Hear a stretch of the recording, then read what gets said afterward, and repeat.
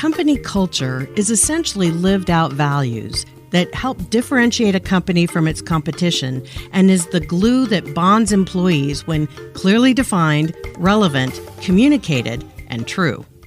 Recently, I was taking a company's leadership through one of our communication strategy sessions when I asked them to describe their company values. After a fairly lengthy pause, one of the participants asked, "Do we have company values?" A person across the table pointed to a poster hanging behind them on the conference room wall and said, "There they are."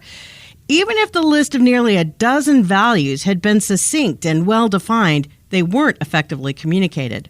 Words on a poster aren't values if not put into action. Respect, integrity, and excellence are all terms companies regularly include among their values. When we work with companies in developing their value messages, we tailor the definitions to what's uniquely relevant to them.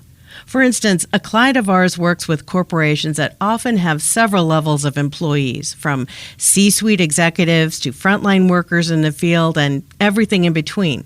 So, considering its customers, the message for how they define their value of respect focuses on how they regard each member of an organization equally, regardless of title.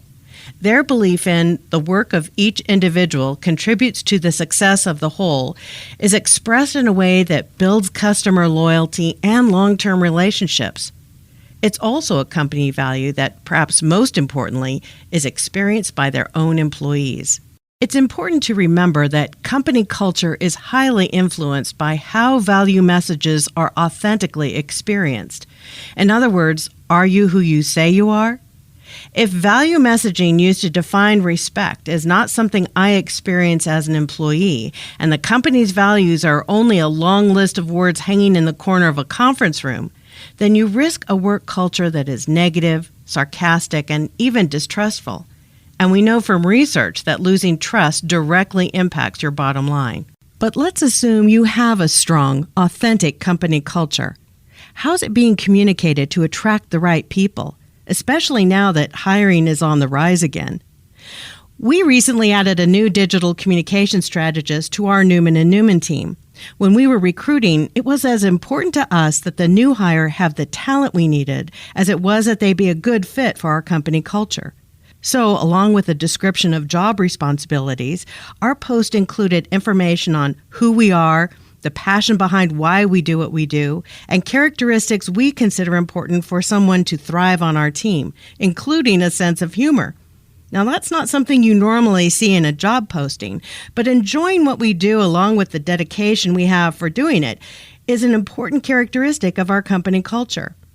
In addition to their work history, we also asked applicants to include a paragraph explaining what they found intriguing about how we describe ourselves and why they considered themselves a good fit.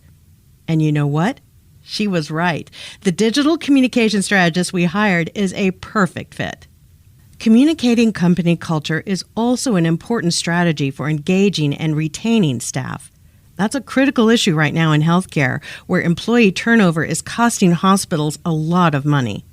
Between recruiter costs, onboarding costs, and lost revenue, turnover for a single physician can cost a hospital between $400,000 and $600,000. Fortunately, research has closely linked work satisfaction in healthcare with how an organization's values are integrated into its culture and how that culture is communicated.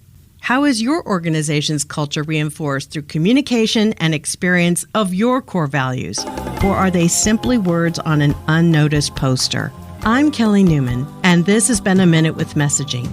If you found this podcast helpful, I encourage you to subscribe on your favorite platform so you